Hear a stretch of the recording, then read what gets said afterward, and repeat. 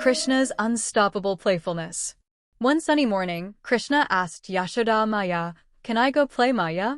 Yashoda, busy with her chores, looked at her darling son and said, "Kanha, you can go and play, but you must be back before 1 p.m. for lunch, okay?"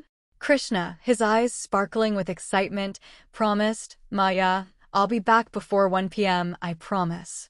With a mischievous grin, he dashed out the door with his brother Balram, their laughter echoing as they ran toward the fields where their Gopa friends were waiting. The hours passed like a joyful breeze as Krishna and his friends lost themselves in games. They ran across the soft sand, rolled, laughed, and tumbled, their voices mixing with the songs of birds and the rustle of leaves. Time seemed to vanish. Meanwhile, at home, the clock struck 1 p.m., and Yashoda realized her little boys hadn't returned. Concerned, she turned to Rohini, Balram's mother, and said, "Rohini, please go and fetch the boys. They must be too caught up in their play." Rohini nodded and hurried to the field, her eyes scanning for the mischievous pair. She saw them laughing and tumbling in the sand, completely absorbed in their games. Balram noticed her and whispered to Krishna, "Kanha, look. Rohini Maiya is here." Krishna's face lit up with mischief. "Don't worry, brother. Rohini Maiya is soft-hearted. She won't scold us. Let's keep playing." Rohini called out, "Balram, Krishna, it's time to come home for lunch." But the boys ignored her, giggling and continuing their fun.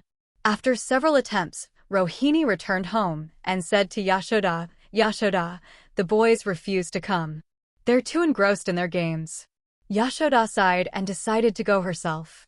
She loved her little Kanha dearly, yet she knew he could be stubborn when playing. She walked toward the field, calling softly, "Kanha. Kanha, come back home, my lotus-eyed boy. You must be tired and hungry by now. Come and have your lunch." Krishna, seeing the joy of the game all around him, barely noticed her words. Seeing this, Yashoda turned to Balram. "Balram, bring your little brother home. It's time for lunch." Balram, responsible and gentle, told Krishna, "Kanha, let's go home. We'll come back and play later."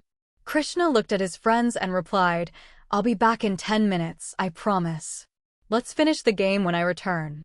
His friends shook their heads, smiling knowingly. "If you leave now, you can't join the game again. You'll just have to watch and clap from the sidelines." Krishna's eyes twinkled. "I'm not going anywhere then. I'll keep playing." Yashoda tried a new strategy. "Kanha, today is your birthday and many brahmanas are waiting at home for you.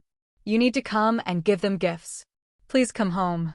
Although it wasn't actually Krishna's birthday, she hoped this would entice him. Krishna, absorbed in play, wasn't convinced. Also, Yashoda added, "Your Baba is waiting to have lunch with you.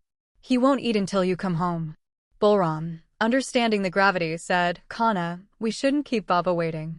Let's go." Krishna, still playful, said, "You go, brother. I'll stay and play for a bit longer." Finally, Yashoda gathered all the Gopa children and said, "Children, listen carefully. There's a dangerous creature in Vrindavan called Harivamsa.